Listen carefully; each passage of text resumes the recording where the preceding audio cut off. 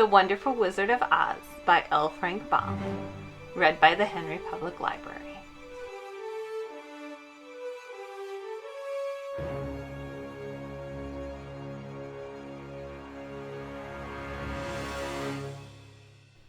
Chapter 2. The Council with the Munchkins. She was awakened by a shock, so sudden and severe that if Dorothy had not been lying on the soft bed, she might have been hurt. As it was, the jar made her catch her breath and wonder what had happened, and Toto put his cold little nose into her face and whined dismally. Dorothy sat up and noticed that the house was not moving, nor was it dark, for the bright sunshine came in the window, flooding the little room. She sprang from her bed and with Toto at her heels ran and opened the door. The little girl gave a cry of amazement and looked around her, her eyes growing bigger and bigger at the wonderful sights she saw. The cyclone had set the house down very gently, for a cyclone, in the midst of a country of marvelous beauty. There were lovely patches of greensward all about, with stately trees bearing rich and luscious fruits. Banks of gorgeous flowers were on every hand, and birds with rare and brilliant plumage sang and fluttered in the trees and bushes. A little way off was a small brook, rushing and sparkling along between green banks, and murmuring in a voice very grateful to a little girl who had lived so long on the dry, gray prairies. While she stood looking eagerly at the strange and beautiful sights, she noticed coming toward her a group of the queerest people she had ever seen. They were not as big as the grown folks she had always been used to, but neither were they very small. In fact, they seemed about as tall as Dorothy, who was a well-grown child for her age, although they were, as far as looks go, many years older. 3 were men and 1 a woman, and all were oddly dressed. They wore round hats that rose to a small point a foot above their heads, with little bells around the brims that tinkled sweetly as they moved. The hats of the men were blue.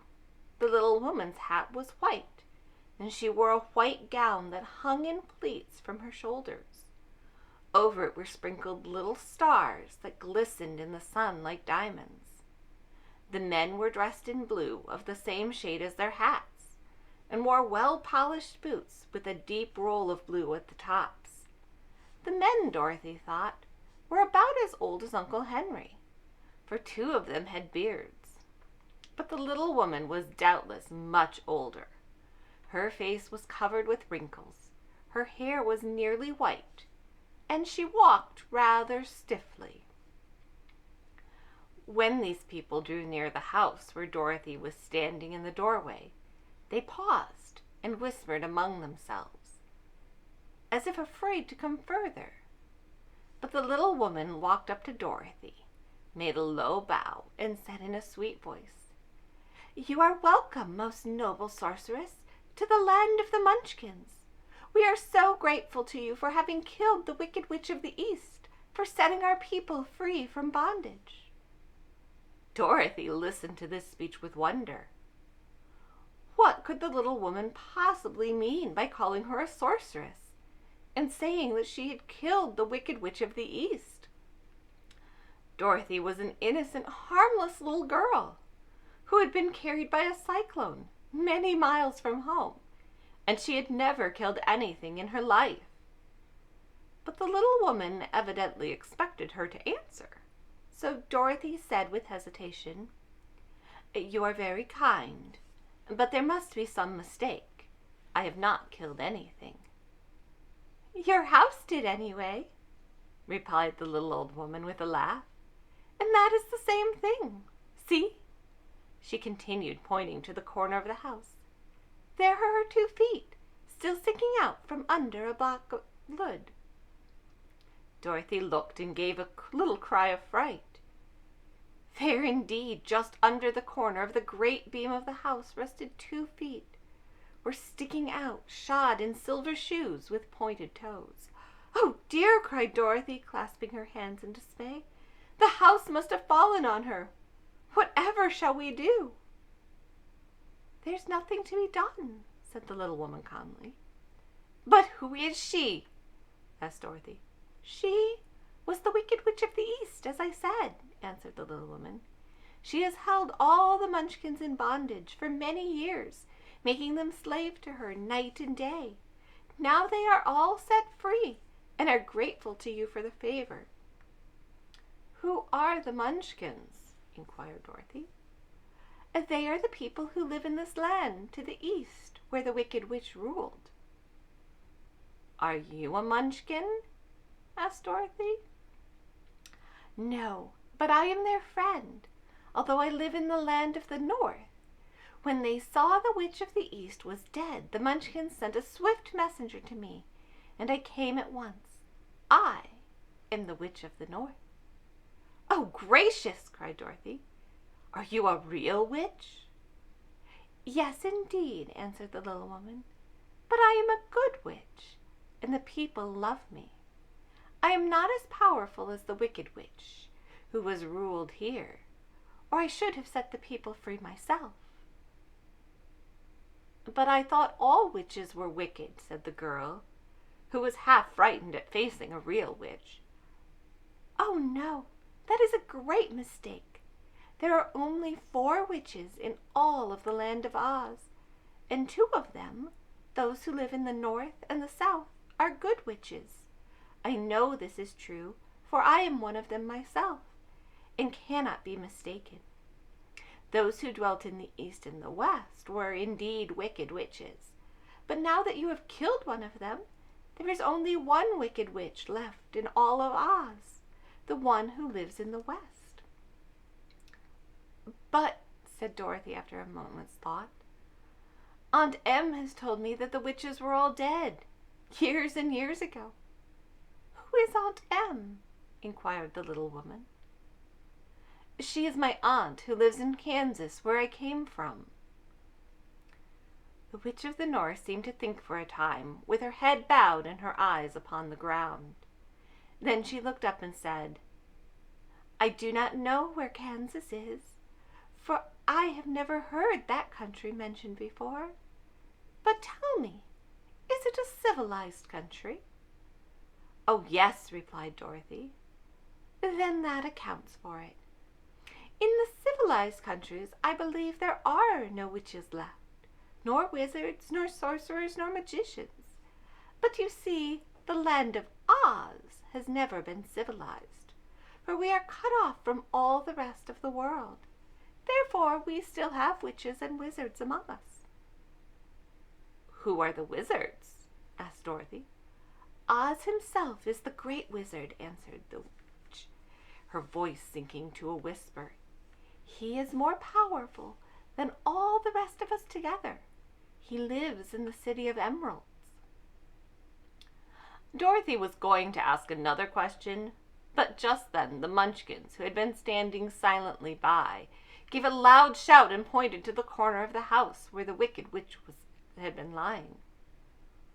"What is it?" asked the little woman, and looked and began to laugh. The feet of the dead witch had disappeared entirely, and left nothing but the silver shoes.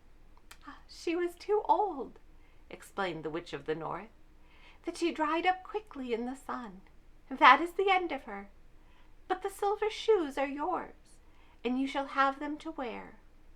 She reached down and picked up the shoes, and after shaking the dust out of them, handed them to Dorothy. "The Witch of the East was proud of these silver shoes," said one of the Munchkins, "and there is some charm connected to them, but what it is we never knew." Dorothy carried the shoes into the house and placed them on the table. Then she came out again to the Munchkins and said, "I am anxious to get back to my aunt and uncle, for I am sure they will worry about me. Can you help me find my way?" The Munchkins and the witch first looked at one another, then at Dorothy, and then shook their heads. "At the east, not far from here," said one, "there is a great desert, and none could live to cross it." "It is the same at the south," said another, "for I have been there and seen it. The south is the country of the Quadlings." "I am told," said the third man, "that it is the same at the west, and that country where the Winkies live is ruled by the wicked witch of the west, who would make you her slave if you passed her way." "The north is my home," said the old lady, "and on its edge is the same great desert that surrounds this land of Oz. I'm afraid, my dear, you will have to live with us." Dorothy began to sob at this, for she felt lonely among all these strange people. Her tears seemed to grieve the kind-hearted Munchkins, for they immediately took out their handkerchiefs and began to weep also. As for the little old woman, she took off her cap and balanced the point on the end of her nose, while she counted 1, 2, 3 in a solemn voice. At once the cap changed to a slate, on which was written in big white chalk marks, "Let Dorothy go to the City of Emeralds." The little old woman took the slate from her nose, and having read the words on it, asked, "Is your name Dorothy, dear?" "Yes," answered the child, looking up and drying her tears. "Then you must go to the City of Emeralds. Perhaps Oz will help you." "Where is this city?" asked Dorothy. "It is in the exact center of the country, and is ruled by Oz, the great wizard I told you of." "Is he a good man?" inquired the girl anxiously. "He is a good wizard. Whether he is a man or not, I cannot tell, for I have never seen him." "How can I get there?" asked Dorothy. "You must walk. It is a long journey through a country that is sometimes pleasant and sometimes dark and terrible. However, I will use all the magic arts I know of to keep you from harm." "Won't you go with me?" pleaded the girl, who had begun to look upon the little old woman as her only friend. "No, I cannot do that," she replied.